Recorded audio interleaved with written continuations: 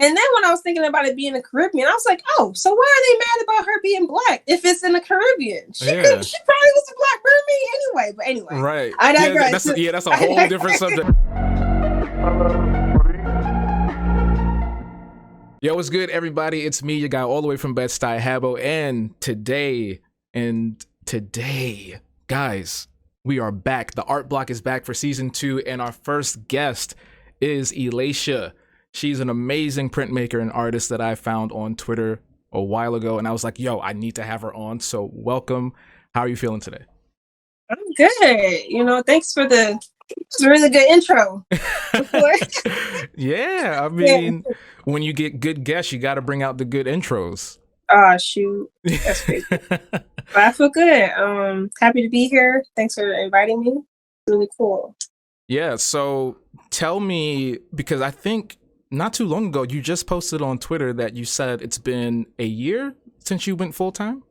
Yeah, it's been a whole year. Yeah, so tell me a little bit more about that. What caused you to transition from your old work to transitioning into being a full-time artist, and why did you wait until maybe like last year and not earlier? What happened? Right. So definitely like a combination of things. One of them was that I was starting to see the growth in my endeavors outside of my secular work. So I've been an artist for this entire time, and I've been a working artist. But of course, like most of us, we have to work these part-time jobs to support the passion. And I was getting to a certain point where I was like, okay, I think I can maybe do this on its own, as well as I got married. So of course, dual income, contributes to that like it does anyone else. I'm no longer by myself. I have a mate. I have a support system within my household, so I don't have to worry about homelessness. and I was at a point where my job, where I felt like I kind of did everything that I could do there. There was a lot of transitioning happening at my work. And I just felt like the way things were going, it was about time for me to leave. And they were hiring new people that would pretty much be able to do the work that I was going to be leaving behind. So with all of that, I felt comfortable to finally like step back and do my own thing, Okay. So it wasn't like oh, I hate this, I can't wait to leave kind of thing. It was more just like, it's time. This feels right. Yeah. It was time. I left on good terms.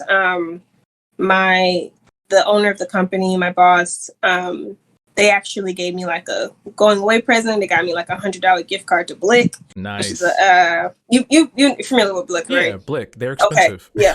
Yeah. So that's basically cash to me. Yeah. Like my coworkers got me cars and stuff. So it was a good exit. Yeah, it wasn't bad. Like I still visit there sometimes, and yeah. And was that also a creative job? So I was working at a barbershop, and nice. I was the receptionist, and then later on. Wait. A barbershop with a receptionist? Yeah, it's like high end. Oh, okay. Yeah, so it's black owned. Yeah, in Detroit, and it was semi luxury. So we always had a receptionist, and I always like contributed to the people wanted to come to us because they didn't have to wait long hours and stuff like that. Yeah. But I was accompanied by 2 other receptionists. But shortly after I started working there, I became like head receptionist. And then after that, I kind of started like managing the shops. So it wasn't really creative. I did meet a lot of creative people, because there's so many artists in Detroit, and a lot of the artists got cut there. All of my coworkers were creatives, so I didn't really get to use much of my skills there. Well, I used a lot of my mental skills, my logic, and my problem solving and stuff like that. But when it came to me being an artist, I didn't really get to use much, which probably contributed to me, kind of wanting to do my own thing, because I felt like I was growing a business that I won't say I wasn't passionate about it, but it's not mine, so, or helping grow a business. So yeah, it was a cool spot, but I'm happy to not having to call people about their barber not being in town. So happy. I Yeah. have PTSD from having to call people. Yeah, that's tragic. I remember the days where I actually remember one time years ago, I was hitting on my barber. I was like, yo, I need to cut right now because I have X, Y, and Z happening. They told me this dude was in jail. I'm like, come on now. How you gonna do that? What's going on? So what did you say? Did you was like, we ain't gonna be out? or were you sympathetic? I was sympathetic, but I was also mad, so I had to go. I felt bad because I was like, it feels like you're cheating, so I had to go to somebody else for that week, and it was just like, oh, this haircut feels weird. I feel gross. Right. Yeah. So the thing I did appreciate about our barbershop is that there was no such thing as like stealing or cheating within the barbershop. So like if one barber was off, you know, they would go to someone else, and everyone's skill level was kind of here to where they would feel comfortable with going to another barber. But I've gotten crazy responses when I've told like customers that a barber isn't, you know, able to cut their hair. Like one of our barbers had her baby, and he was like, well, how long is that going to take? How long is she going to be out? How long is she going to be out? And I said, oh, I don't know. She's on maternity leave. You know, she just had a child. Yeah. And he's like, oh, how long does that usually take? And I'm like, bro, I don't know. She might not ever come back. Is he a human? Does he not know how babies work? Like, how you going to ask? Yeah, there you go. He's a... Yeah. How long is that going to take? That's absurd. That is absurd. Especially during COVID too. I have like war nightmares, like flashbacks from that, because when someone would get COVID, it would be back to back to back to back, and the CDC guidelines were always shifting. So first it was 14 days and 10 days and 5 days. And people would be like, all right, I'll see them on the 10th day. So you were a receptionist at the barbershop for a while. You helped them out. They loved you so much that they gave you lots of gifts, a gift card to Blick, and then you started doing everything on your own. So how was that transition? Was it like something that was really fast, or was it a slow build, a slow burn, or was it kind of a mix of both in between? So that's a really good question, because I think when people see my growth from the outside, they think it's just this quick thing that like I just had a big win and then everything just started like happening. But this has taken so long for me to get here. I started planning to open up a website in 2016. I didn't open up my website until 2020. Wow. Yeah. But I've been a working artist since 2016. But, you know, doing commissions and having an e-commerce shop, those are two different like monsters, you know? So since 2016 up to now, I have been prepping for this. The equipment that I have, I've been buying over the years. I have been researching and developing skills that would help me. And I will admit that the last 2 years have been the most profitable because of like social media reach and stuff like that. But I have been working on this for 8 years. Wow. You know? Yeah.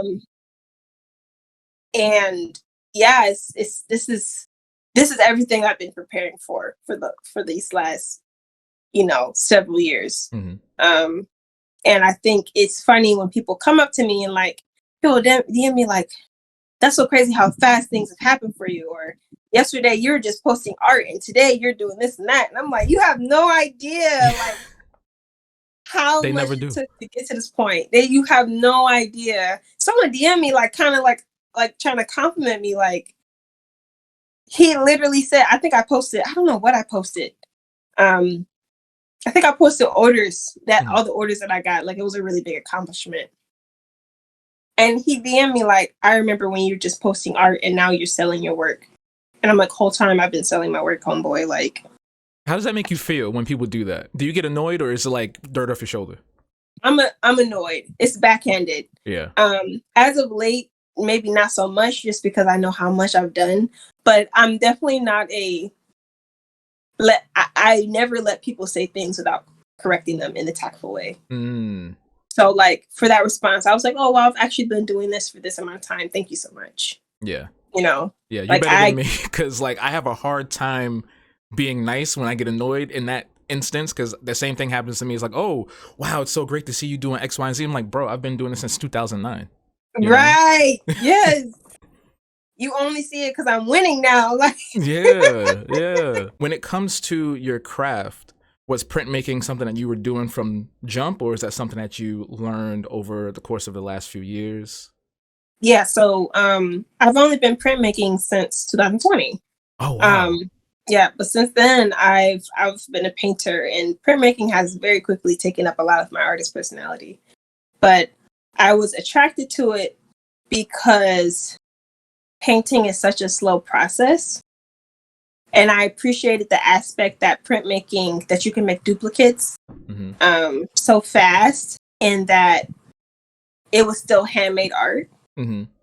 So it's like, some mediums didn't give me the satisfaction that I got from painting, but with printmaking, I'm able to incorporate all the colors I still want, and I'm still able to make every print by hand, which still makes me feel like I'm able to give people originals. You know, I'm a part of each print physically, and just with every print, I'm able to see how much I've grown and how much more I can do, and I've realized how little Black people are in this medium, which makes me even want to like prosper in it even more. So yeah, as you can see, it's taken up a lot of others. Yeah, I think it's amazing, because honestly, it's been really difficult to find someone that does that who is also, you know what I mean? Right. Like when I first found out about printmaking, it was like I was hanging out with these white people that had dreads. It wasn't my fault. I just happened across them, and the one guy was just doing printmaking, and I was kind of like trying to hover over him to see what was going on, but I never really learned. And then recently I found somebody that's Black down the street who does it, but like I don't see a lot of people out there doing that. So when I saw you and you're showcasing your skills and talent, because that's a complicated process, right? So it's just like to see you do that, and now knowing that it was in such a short amount of time, it's just mind blowing, and I praise you for that. That's amazing. Honestly. Thank you. I appreciate that. Yeah. Thank you. It's definitely like, it feels good to be able to teach yourself stuff, but now that I'm getting older, I do appreciate like being taught things by humans. But I do think I think people look at it and think it's harder than it actually is. And it's really not. Really? Like once you get the feel of it, I think it's one of the most forgiving mediums, first of all. Because it's supposed to have this handmade, imperfect quality to it. Nothing like you have when it comes to printmaking. There is no pressure for things to be realistic, because no print will ever look realistic just because of the medium. Prints are not supposed to be realistic, so you already don't have that pressure, and imperfections look more human made, which people actually want more in this medium. So I encourage artists to step into it. It's so forgiving, and once you get the hang of it, it's not hard at all. Let's talk about your art style, your aesthetic. I don't know if you are familiar with, like, did you used to watch cartoons growing up? Like Hanna-Barbera and stuff like that? So when I first came across you and I saw the character, I think it was the woman that had the head wrap on and she was dressed in black. Yeah, so when I saw that, I was like, that kind of reminds me of like Wilma and Betty from the Flintstones and whatnot. So do you take a little bit of inspiration from those classic cartoons from the 60s and 70s, or is that something that you found from other sources? You're spot on, actually, which is really funny. I'm like definitely that like time of cartoons, but more specifically Chuck Jones. Yeah. The way his characters looked, the way that the eyes were always flesh colored and stuff like that. And kind of like a lot of his other illustrations have a adultness or a sophistication to them that I really appreciated in his like animations and illustrations. So yeah, that's like my direct inspiration when it comes to that specific style. Now, of course, like I don't stick to that style with all mediums, but when it comes to digital, like definitely like. But for the most part, I am very inspired by like vintage advertisements and pop art. So when I like illustrate or depict Black women, it's often kind of like in a vintage advertisement type look to it. And I like to put them in that environment because we didn't see like Black women in vintage media a lot in advertisements, you know. So it's not too deep. Like at this point, I've matured so much that I don't feel a need to put super deep meanings into my art. This is just I create what I want to see. Yeah. And it's not always like super meaningful, but I just happen to want to paint Black women because I want to see more Black women. Now I want to get back to that, but there was a question that just popped up as soon as you said what you just said.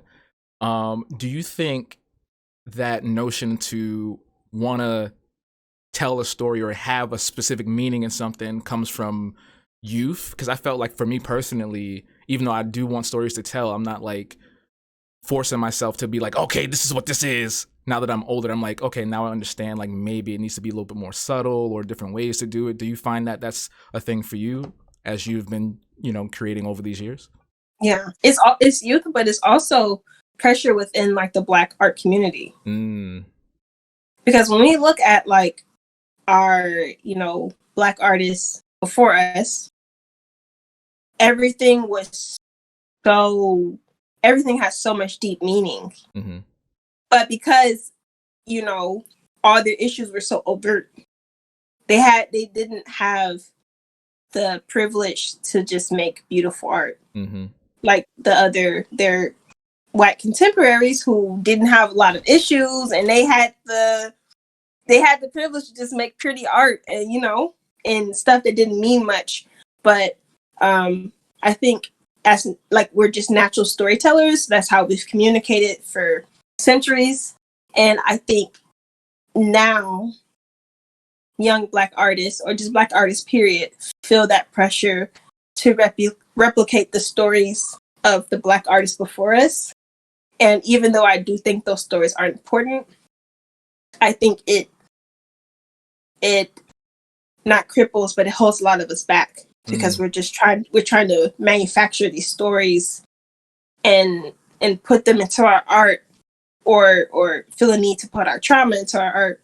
And I just want more of us to know that we also have the right to just make beautiful art that doesn't have to do with slavery or trauma or sexual assault or family curses. We can just make beautiful art. And I think that's an issue, not even just with visual art, but Black media all around. Absolutely. I feel like now we're in a good space because I tell you what, last week I watched 2 vampire movies starring a full Black cast. One that starred Jamie Foxx and another one with like some new kid actors, both on Netflix. And now we've got The Little Mermaid, who's Black. We've got more Netflix movies coming out. They clone Tyrone with John Boyega. All these wonderful Black stories. There's even more cartoons coming out with Black people. There's like an African anthology series coming out on Disney Plus. And I'm like, wow, we are really in like a renaissance of Black media where we don't have to rely on, like you said, the trauma stories, the slavery, the abuse and all these things. And now we can create, I feel that now we can create just to create art and not have to like be like, okay, here's another story about roots. Here's 12 years of mermaid. Like we don't have to do all that extra stuff. 12 years of mermaid. Yeah. All right. Yeah. So I feel like we're finally in a good place, and I love that for us. I really do. I really do. I do too. And not to diminish like the issues that Black people face now, like things aren't better. They're just disguised. People, there's the issues that we had back then, we still have, maybe even worse now. But I still want us to be able to enjoy that privilege, and like you said, like this Little Mermaid, she not enslaved. Like I think somebody on Twitter, did you see that dude who's complaining that acknowledge slavery in The Little Mermaid. Why do they need to do that? Because it's in the Caribbean. But I'm like, bro, it's little black girls can't just watch mermaids, and like she's literally from the ocean. I don't think she had anything to do with that.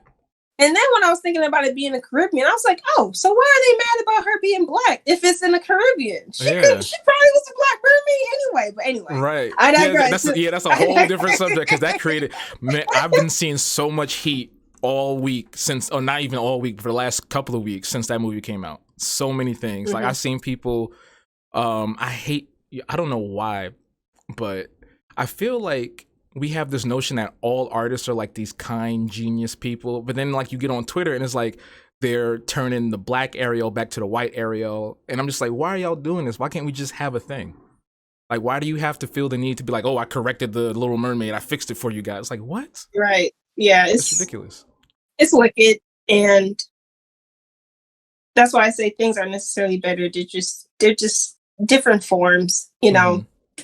But I'm happy to see, I'm starting to see Black people just enjoy art, just finally just enjoy it and don't feel a need to tell these stories. And I also feel like because Black people are disproportionately classically trained mm-hmm. in art, that we try to compensate the technical skills for the story. And I say that because I had to do the same thing in art school. Mm-hmm. I did not have the technical skills that all of my white classmates had. I never took any art classes because there were none available. Mm-hmm.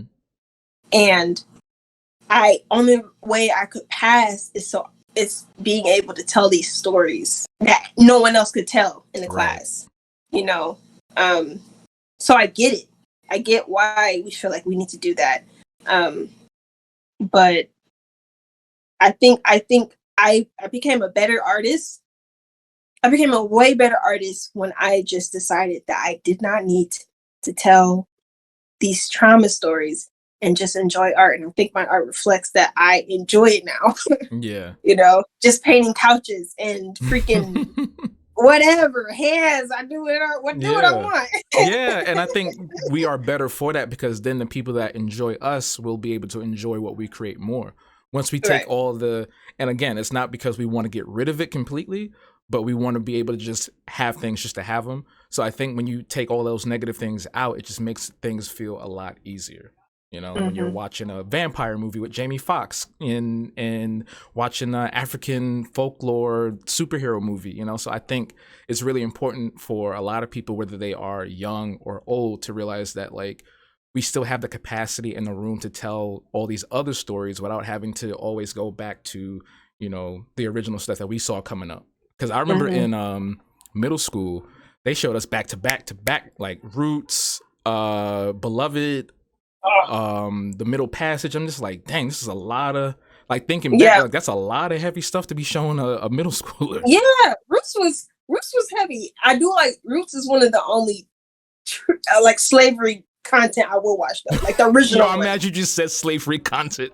It's a whole genre at this point. I can name you 10 slavery movies.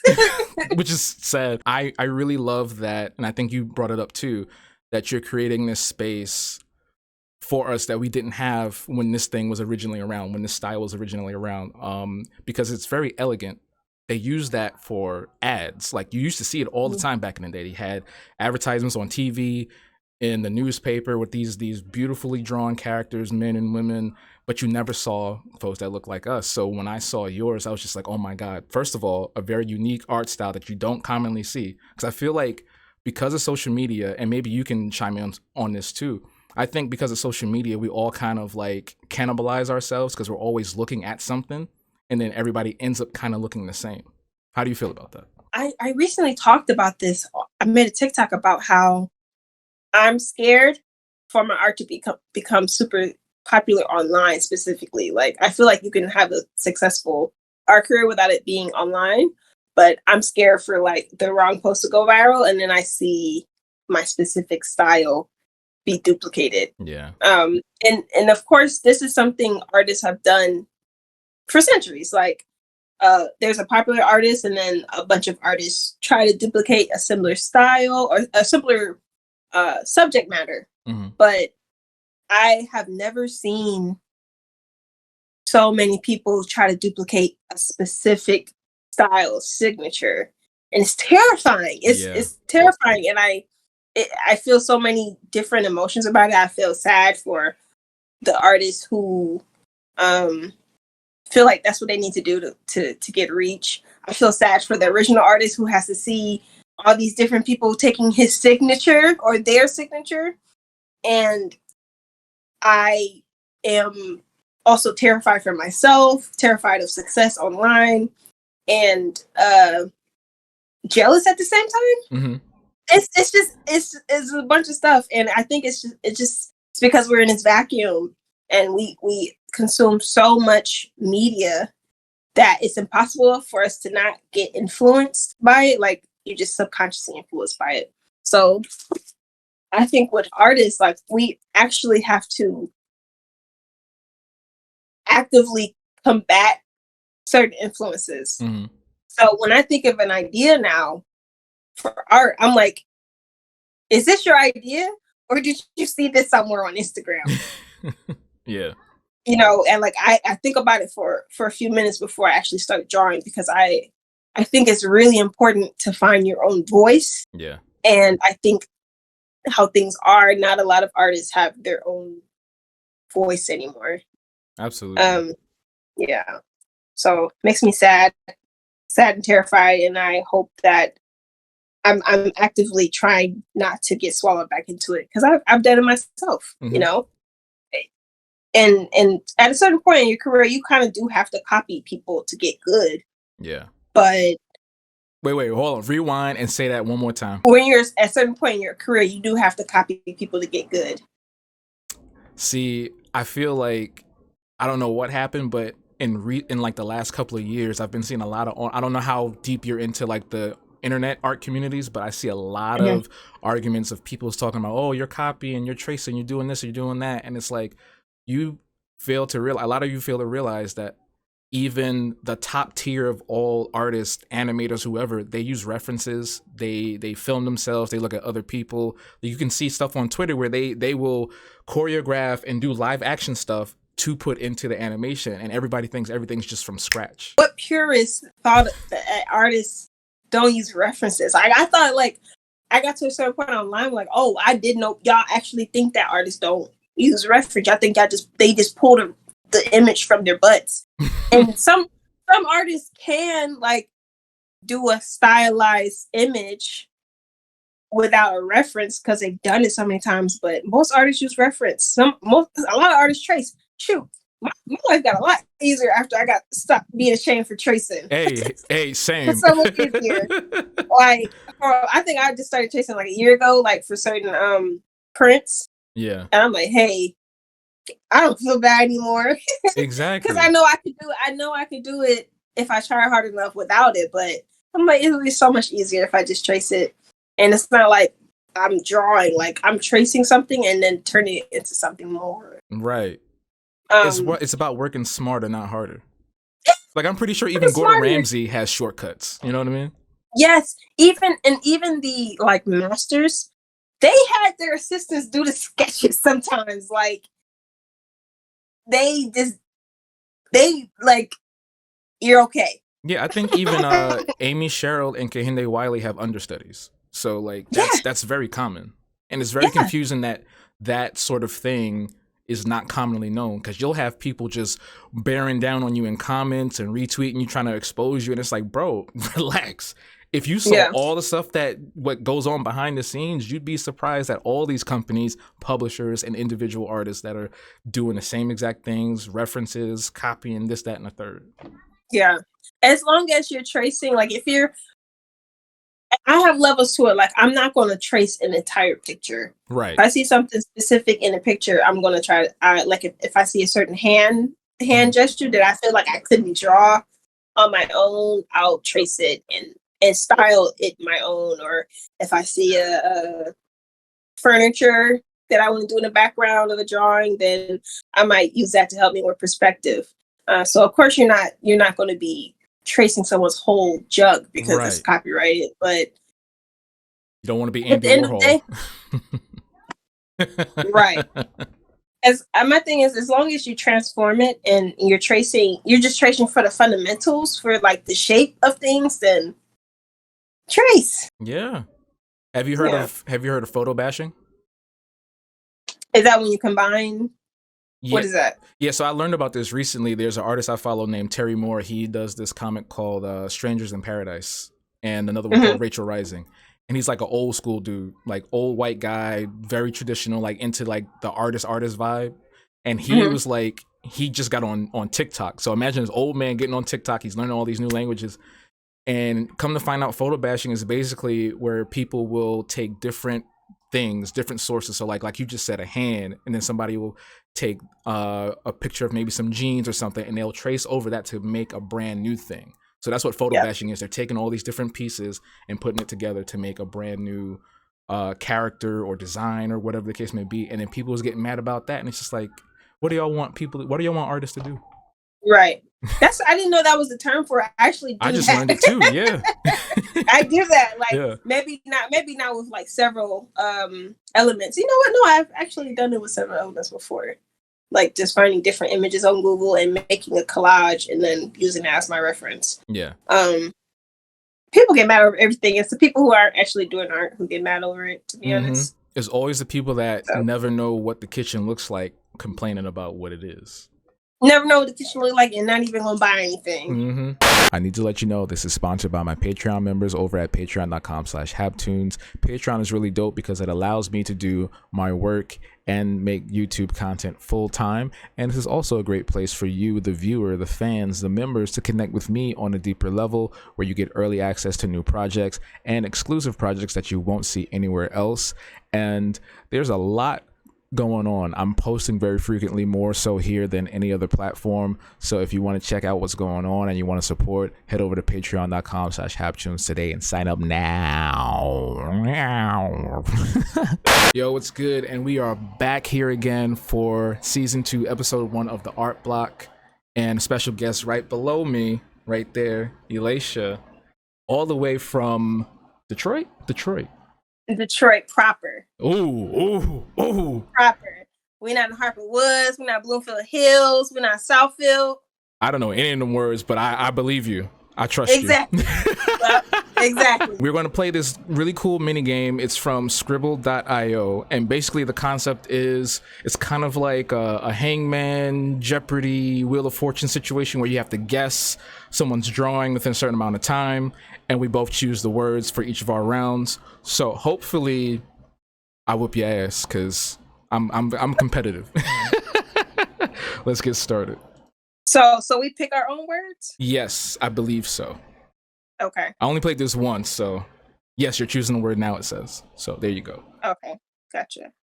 Oh, I already know what that is. Do you? Yep. Does it give you the options? No, I'm just being stupid. I have no idea what that is. I was like, for real? I'm like, oh, you're really good at this. No. If only. And you have 77 seconds left. That is a fingernail. There you go. Now it's my turn. What am I going to choose? What else is on one of these? I'm just going to put like an angry face. It's like shooting out. A submarine? You got to type it in the little box. Oh. To get the, yeah. But you're close. It shoots these. Oh, hold on. That's not how you spell it. Is that how you spell it? You're close. You're very close. Yeah. They have, it's missiles and then rockets and then there's another thing. These shoot out of a machine, but they're not a missile. They're called something else. I'm gonna give you one a hint. Yeah. Okay. Starts with. I might not even know the term. Starts with the letter T. Ends with an O. You got. I believe in you. You from Detroit? I believe in you. Come on now. That's crazy. Yo, does New York and Detroit have beef? Do we have like historical? We cool with each other? Okay. Yeah. No. Okay. Oh, so wait. The guess at the top. Wait. It said guess this. So it gives you. Oh, you're giving the letters. Yeah. So you. Okay. Yeah. So like when you did it, it showed me the blank. What you call it, and then over time it shows you the different Oh, torpedo. Okay, no, I wouldn't have gotten that. All right, let's see what you got cooking. It's 9 letters, 1 word. Okay. What else falls from space? That looks like unless that's a crumbly cookie falling out of an oven. You're close, actually. Just a different term. Meteor is 6. What is another? I'm trying to think. What's the other thing? What is that other? You said the short version of it. Meteor. Mhm. Oh. Meteorite. Mhm. Dang, that took a long time. Whew. How do you feel about, I don't know if you've ever seen it, the discourse of traditional versus digital. How do you feel about that? Because I know that you do both, but what's your preference? My preference is definitely traditional, but I do have an appreciation for digital. I'm sorry, I'm like. Oh, no, it's all good. I'm just sitting here trying to think because this looks familiar, and I'm trying to figure out. So it's basically the icon of something, though. The icon of something. It's like a symbol of a career. Oh, I'm so stupid. That took too long. You got titties? No, oh my god. It's not thug, is it? No, I wouldn't do that to us. Come on now. I'm like, please, no, don't let me leave. But it's something that was very popular for a long time. This word was used by us first, obviously, and then white people co-opted it and made it their weird thing. It's a verb. Oh, yeah, there you go. There you go. All you had to say is There's a girl that had a song about this. Stripper pole? Oh, Wrecking Ball. So besides Chuck Jones, who are some of your other favorite cartoonists? You may have played games with this thing. I'm gonna draw a little thing on the side as a hint. So it's a food that also is a toy. You put that thing at the bottom. It looks like a bean. Yes, there you go. Bean is that's the bean. Yes, but what is this object? You ever played toss across? You ever played that? You had to throw the things on the thing and the other thing did the thing. I'm trying not to say the word. Bean bag? There you go. That was good. Thank you for the bean. I don't even know what this is even supposed to be. Are you supposed to? It's like the phrase doesn't make sense. I don't know. It's just showing me blank plus blank and then another blank on the side. What's something that you despise drawing or something that you want to get better at drawing? I need to get better at drawing movement. That's a good one. I need to get better at that too. This looks suspicious. That did. I was like, hold on now. I'm not going to get it. Damn it. I'm not going to get it. The countdown was too... Honey! Now, ma'am. I'm sorry. That was a whole hot dog. You could have drew a bottle of mustard. You could have drew a bottle of mustard. I couldn't think of how mustard looked. Soup or anything that goes on the stove has to what? You have to bring blank. You have to bring whatever to a blank. Hey, that's what I'm talking about. What? Don't look at me like that. Because you know what you're doing. You're trying to win. Because I don't know what the hell that is. I don't know what I'm looking at. Okay, maybe I put too many illustrations in this. January to December. Yeah, what is that? An entire year. Yeah.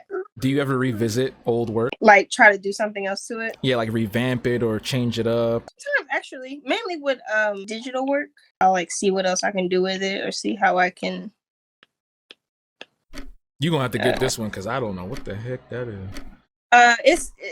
It's like jail, but smaller for animals. Oh. Cage. Oh Jesus. I thought I ate with the January to December. Like, yeah, he gonna get this. Bear with me. The only reason I'm getting some of these because you're giving me like verbal clues, and I'm just like, hey, I hope you can know what this drawing is. So this is this thing. All right. This is where people try to avoid when they go down south. They don't want to stay here too long, especially at night. Oh, okay. Okay, I got that. Okay. Now this one's going to be super easy. Tommy Pickles was known for using these to break out of jail all the time. That nigga was Like, why does this baby have this? What was it called? You know what it was called? There you go. You got it. See? That's so easy. I give you the easy stuff. Well, no, you're giving me like Verbal cues. You're giving me verbal cues, like clues, and I'm gonna do that. This one for you. Oh. Uh-oh. What you about to give me? Your face is not giving me confidence right now. I'm nervous. Should be. Oh God. Are there any mediums that you would love to tackle in the next year or a couple of years? Something that you've always been interested in but just never had the time? I'm really interested in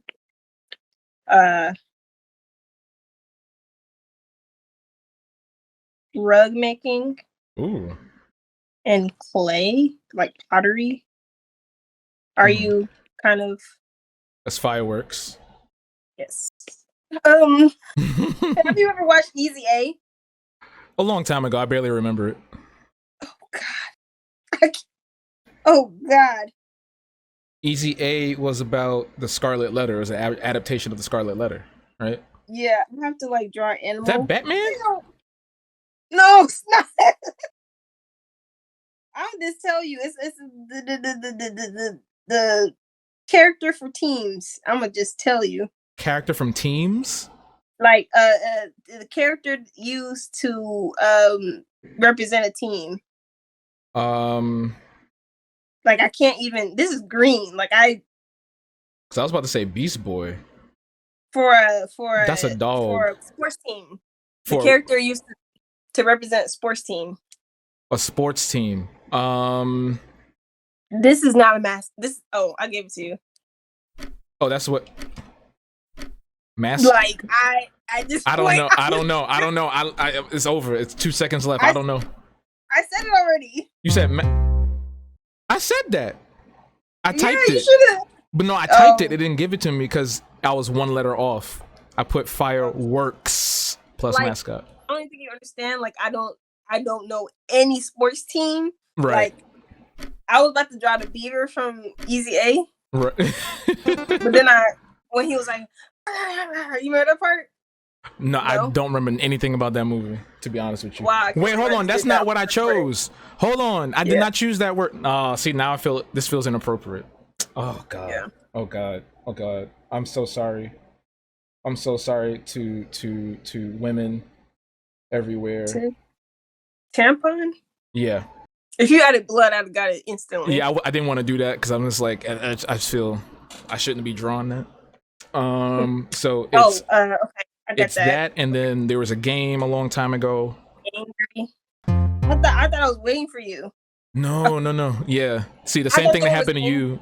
The same thing that happened to you happened to me with the S, the one word off. They could have just gave you like half points or something. Okay. I'll consider that a tie because like I didn't know how to draw mustard. Final round: Habbo versus Elisha. Let's go. Oh, it's 5 plus 3. That cookie is 6 letters. That's where the Ninja Turtles live. Sewer. Okay. Got that? Okay. My favorite part right now is that your whole entire hair is just in the camera. Sewer plus Among Us. Is that what I think it is? That ain't what I think it is. This is a very crude drawing of them, by the way. Of them? It's a thing. It's a person. Yes. Is that how they look? Oh. Sewer Nun? Yo, actually, that sounds like a really dope comic. Sewer Nun. Yeah, I was like, this name is funny. Okay. I was gonna put a cross on her. That would have been too obvious, but that was pretty good. Okay, let's see. I'm gonna go for this, and then... Oh, Jesus. Oh, God. Okay, I hope you are familiar with characters from Sonic the Hedgehog, because this is not gonna work otherwise. Okay, I got him. Mm-hmm. But what is he? What? He's a type of animal. They're all based off of real-life animals, so... Okay. Just try to guess what he is, and then you'll get that. And I'm just gonna draw... Wait. They're not all hedgehogs? No. Nope. Oh, man. This other one is going to be pretty easy, though, because it's just a type of bird. That's a... Oof. Coon is. You said coon. What you say? What's it? You saying something? You got something going. Is that the dudes on the Fruit Loops? Yes, but what was his name? It was blank Sam. You had it right. It would start with a T. You was close. Ta ta ta. I'm not gonna get it because I don't know what animal. I thought all of them was animals except Tails. I know Tails is a fox. Yeah. What is the birthday? You are close. You're in the right sound. Ta ta. Ta Sam. Lord, you got 10 seconds. I want to say coon so bad. Echidna toucan. I knew the first one was going to be a little hard, unless you Kitten? knew. What is it? Echidna. It's a type of. It's like a marsupial. That's a golf course. That's an amoeba. It's a cell. No, it's green eggs. Green eggs and ham. But who made that? Dr. Seuss. Okay. Okay. So, did I spell his name right? S-U-E-S. I don't know if I'm spelling that right. So Dr. Seuss plus a hairdryer. Yep. Okay, but when I type Doc Seuss in there, it put doctor like DR. Period. The period is the part of the okay. Yeah, you're not spelling it right. S-E-U-S-S. S-E-U-S-S. Mm-hmm. Okay. Dr. Seuss plus hair. Oops. Hair dryer is 2 words too. Yeah. There we go. Nice. Good job. But what do we also call the Earth? Planet. When you go to school and you're in class, what do you have in the shape of the Earth? What is it called? Globe. Uh-huh. And where is the Earth? Space. You're close. Where is the Earth? You had it right. You had one part of the word right. Outer space? I could see like a whole class of kids going crazy with this. Yeah, I'm like, I would definitely play this in school. Yeah. Watch her. Hey, people watching. Watch her give me a super hard word. I ain't gonna know. She's gonna draw another mustard thing again. What? It's gonna be a burger this time. Like, what? See, this is what I'm talking about. What is this? 11 letters. 7, 11, 9. Lord have mercy. Romeo and Juliet. Okay, who's Julius the author? Shakespeare. Uh-huh. Pepperoni pizza. Just one word. Oh. Topping. You put Julius Shakespeare is the author. Yeah, I got that part. Shakespeare, Julius Shakespeare. Plus. No, that's not his name. And his name Julius Shakespeare? William Shakespeare. I'm bugging. William Shakespeare. Where I get Julius from? The Little pizza. Caesars? Yeah, that's what got me. Pizza. That's what got me. All right. There we go. Yeah. Nice. I got to do this one. All right. I got to do this one. It's going to be a combo. It'll make sense in a second. Oh, well, hold on. What happened? No, I know who it is. How you know already? Bullwinkle. No, a person, a real life person. Okay, hold on. I'm scared because I don't want to like mess it up, but I'm just gonna do something simple. All right. You're gonna have to guess. I'm not gonna give you. If I give you a hint, it's gonna be so obvious. This is a good person. Nah. Are those horns? Close. You'll see these things usually. Yeah, there you go. Antlers plus. Oh, this picture is for both words. Yes, I combined the two. And actually, I might actually illustrate this as a real thing because it's a cool concept. You got 10 seconds. This person is a rapper, and they're from New York, and they married a very popular pop star who is on tour right now. And you got 1 second left, and ooh, you were so close, but no cigar. Jazz. Who's Jazz? I probably tried to put Jay-Z. Oh, I was correct. I'm sick. Imagine Jay-Z walking around with antlers, though. That'd be crazy. Those big lips are hilarious, by the way. Because I mean, thank you once again for joining me for this inaugural new version of my podcast, The Art Block. Where can people find you across the internet spaces? So I am at ArtLaish on all social media platforms. That's ARTLAISH. That's Twitter, but I don't like when people follow me on Twitter because I complain about everyone on there. Okay. TikTok, Instagram. But thanks for having me. This is really fun. Yeah. And also, do you have one of my most fun interviews? Awesome. I'm glad. I love to have that be a thing for people that come on. Also, because I know you do a lot of traditional work. Do you have local spaces where you sell, or you have any shows coming up?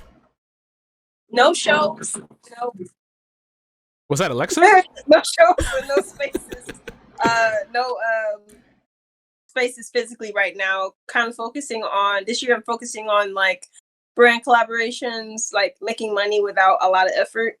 But at the end of this year, I would like to have a solo show with just my prints because I never highlighted my prints before. So yeah, but nothing right now. Okay, just okay.